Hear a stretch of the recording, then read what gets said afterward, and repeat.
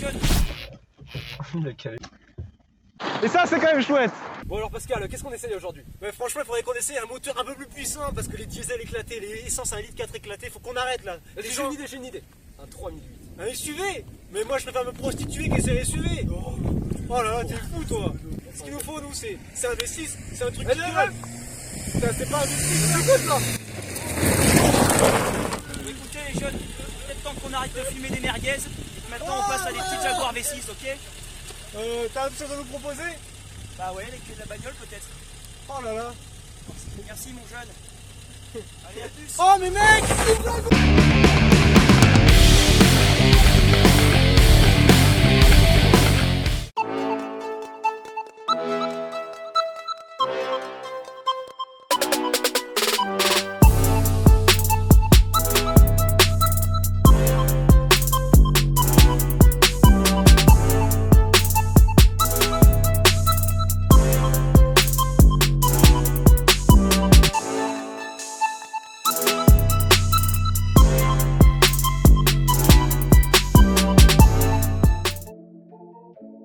Bonjour à tous, bienvenue sur Bounia Studio. Aujourd'hui, on traverse la Manche et on vous a ramené un petit bijou de l'Angleterre. La Jaguar X-Type, et on vous a même ramené la météo en prime. Parce que quand même, en Angleterre, on a toujours un temps de merde. Voilà. Donc, alors la Jaguar X-Type, qu'est-ce que c'est? C'est une berline lancée par le constructeur au début des années 2000 pour concurrencer sur le marché européen tout ce qui était série 3, Mercedes classée et Audi A4. En gros, c'est une berline moyenne. Mais ce qui est très drôle sur cette berline moyenne, c'est que c'est une Ford déguisée. Pourquoi? Parce que les Anglais qui font les malins avec leur style snob, eh ben, ils n'avaient pas les thunes. Du coup, ils ont appelé les Américains qui leur filaient le modèle de la plateforme de la Ford Mondeo phase 2. Et du coup, ils ont déguisé cette Ford Mondeo en Jaguar. Pour revenir un petit peu rapidement sur l'histoire, au début des années 90, c'est les ricains qui ont racheté Jaguar parce que ils avaient plus de thunes. Et donc, pour lancer cette berline, Jaguar fait appel à la technologie Ford pour la plateforme, sauf qu'ils nous l'ont un petit peu modifié. Exactement. La X-Type, c'est pas la version YouPorn de la S-Type. Non, c'est pur que ça. C'est la Mondeo qui est allée à la salle parce que sous le capot, on retrouve le V6 Jaguar 3 litres de cylindrée et c'est 231 chevaux au lancement en 2001, suivi de d'autres V6 par la suite. Exactement, comme autre V6, on peut retrouver le 2,5 litres qui développait 196 chevaux. On peut retrouver aussi un 2,1 litres. Et surtout, ce qui est très drôle, ce qu'on va en parler tout de suite, c'est que ça existait en version diesel. Ben oui, parce qu'on va dire que Jaguar s'est prostitué parce qu'en 2003, ils vendaient pas assez de voitures. Donc au niveau de prostitution, on va y venir maintenant. Pourquoi ils ont fait du diesel? Ils vendaient pas de voitures. Faut dire que des V6, même en 2 litres 1 avec une traction, ça devait pas mal consommer. Et en plus, comme leur com était à chier, et ils ont pas vendu de bagnole. Alors ils se sont dit, ouais, les Allemands, ils vendent des mazout en berline. On va faire quoi? Allô, Ford. Allô, Eh, on veut des sous. le moteur 130 chevaux de la Ford Transit, on le met sous le capot. On le met sous le capot. Parce que pour une tonne 6, on n'a pas de race, on va faire comme les autres.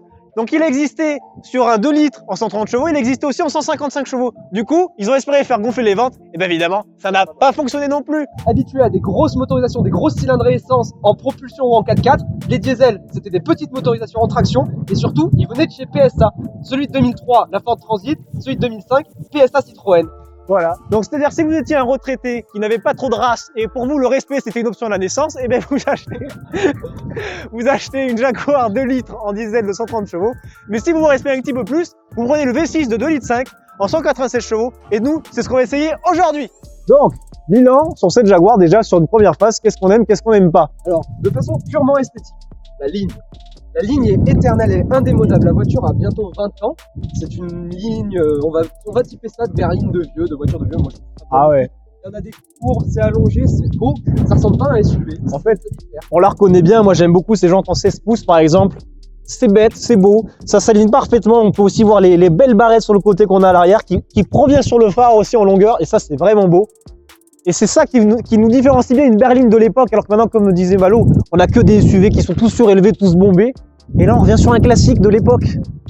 Bon, c'est ça ce départ. Alors, on peut noter aussi l'intérieur. Vraiment beau, et c'est raffiné, c'est plein de cuir, c'est de luxe à l'anglaise.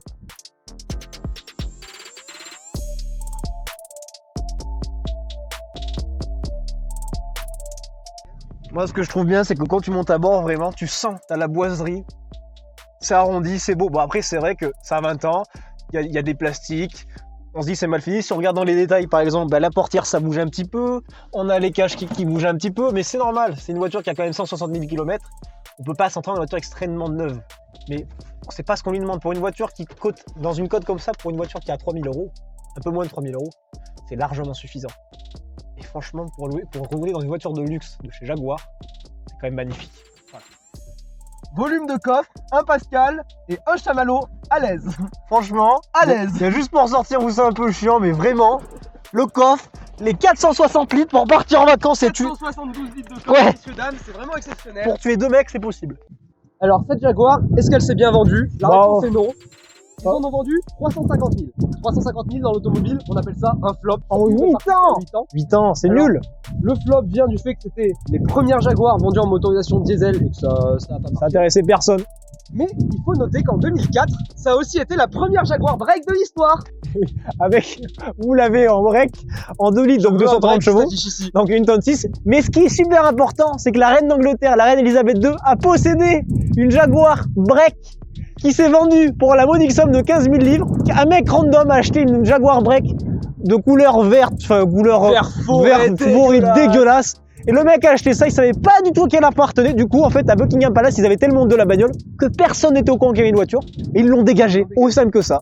Voilà. Alors, franchement, moi je veux qu'on en parle. 15 000 livres pour ce break Jaguar, C'était du vol. c'était du vol. Bon, après, Mais elle est jolie. le mec aurait su que c'était la reine d'Angleterre qui avait posé son cul dedans. Il y aurait peut-être un 0 qui se serait affiché derrière. Il faut noter que c'est quand même un break qui a de la gueule. Dites-nous dans les commentaires si vous trouvez que ce break est joli. Merci pour le référencement et pour rembourser la plaque. Bon, sinon, aujourd'hui, c'est V6 2 litres 5. Nous, on respecte la tradition. Transmission intégrale 4x4. Et ouais, ça va dans les chemins. Hein, Regardez, on n'est pas dans les chemins là, c'est Dans pas les les cailloux. Et ça, c'était une voiture pour les Auvergnats. Exactement, et c'est pour ça qu'on a notre beau paysage derrière. Et du coup, on part tout de suite pour l'essai routier parce que vous attendez sûrement que ça sur un V6. On veut que ça gueule, on veut que ça chante. Donc c'est parti, on vous emmène.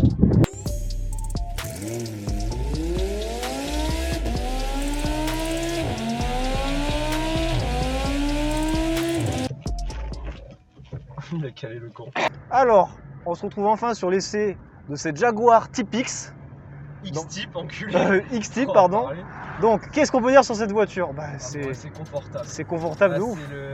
le gros avantage des berlines sur les SUV, à mon avis, c'est qu'on y voit bien, on a de la place, on est près du sol, ce que, à mon avis, c'est plus agréable. Ouais. Ce n'est pas un avis partagé, je sais que les SUV sont à la mode parce que c'est haut et qu'on dit qu'on s'y habitue, et blabla. Je préfère ça. Après, bon, les finitions cuir des sièges sont vraiment confortables. Ça s'abîme un peu avec le temps. Ah, C'est oui, une mais voiture c'est qui a du 18 cuir, ans. C'est du cuir, il faut. Les boiseries sont belles. Bon, on a 2-3 caches en plastique un petit peu là, mais c'est pas vilain. Hein. Avec C'est- toutes les vitres fermées, et bah, en fait, c'est insonorisé au possible, on n'entend pas. On n'entend pas le moteur. On entend. Moi, je vous avoue, conduire une berline comme ça, ce qui est dur à prendre en compte au début, c'est les proportions. Parce que la voiture est quand même grande, la voiture est large. Il fait 4,67 m, hein, il faut noter. Et pour le moment, la direction, elle est assez. Et moi, c'est le bruit, enfin, je sais pas si on s'entend, mais. Nous, on l'entend quand il pousse dans les tours, mais c'est bien insonorisé. On entend Ah plus ouais, la c'est vibration chouette, de la ligne en fait que le bruit du moteur vraiment. J'adore ce bruit là. C'est sympa. Et le volant est pas. Bon, après, c'est vrai que c'est un volant qui est vieux, mais le volant manque un peu de grip, mais c'est quand même Ouais, chouette. bon, c'est pas une voiture qui est faite pour tourner à fond dans les virages. C'est une voiture qui est faite Enfin pour- bref, pour une voiture haut de gamme qu'on essaye enfin sur Bougna Studio, ça change de ouf. Ok, bon, on s'arrête avec vous. On peut voir que Pascal, grand fan de diesel, Ouais, bah, ne sait quand pas t'es- conduire un V6, voilà. Bah, franchement, j'avoue que les V6 que j'ai conduits, c'était un Q8 et un Touareg de dernière génération qui faisait 340 chevaux, et je vous avoue que c'était une boîte 8 vitesses, Puis du diesel surtout. et c'était une diesel, donc c'était Surtout du diesel. incomparable. Donc au niveau du confort, toi qu'est-ce que t'en penses? C'est toi qui conduis, t'es assez grand. Bah moi, on a une bonne visibilité, je trouve. C'est quand même vraiment sympa. Ça répond bien. Ouais, moi en passager, tu vois, bon moi c'est biaisé parce que je suis un pauvre 1m70, donc mais je suis très très bien installé. Mais ce qui est intéressant, c'est les places arrière. Tu vois. Ami Quentin, il est grand. Qu'est-ce que t'en penses toi à l'arrière de ta voiture en fait? Ouais, de ta voiture. ça. T'as de la place assez pour tes jambes avancées? Pour un trajet covoiturage, tu factures ça à 35 € avec le soda, parce qu'il y a même les prises Ah oui, boissons oui. derrière. Et ça, Et c'est ça, quand même c'est l'autre beau. gamme. Ouais, Alors c'est quand même ça, l'autre gamme. pour mettre ton gobelet McDo ou KFC, bah t'es bien. Voilà, c'est tout ce qu'il faut dire.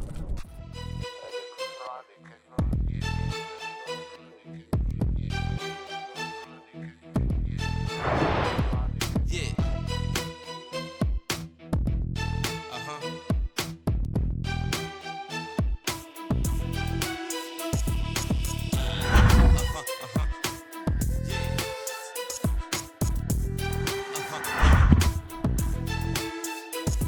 Yeah.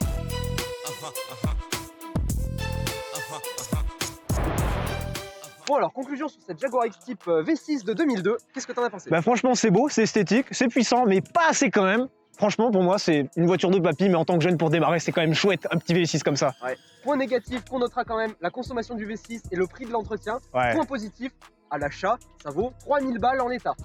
On a fait nos recherches sur le Bon Coin, vraiment, 3000 €. Alors à 150 000 km vous pouvez choper un V6, après vous pouvez choper aussi des HDI de... Si vous êtes malin, le V6 3 litres.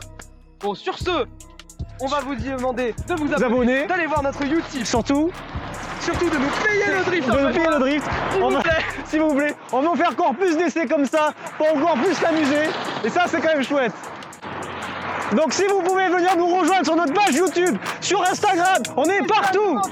Allez sur le YouTube et sur Instagram Et comme ça on se fait encore plus d'essais de ce genre de délire. Voilà, ça c'est la Jaguar X-Type ça.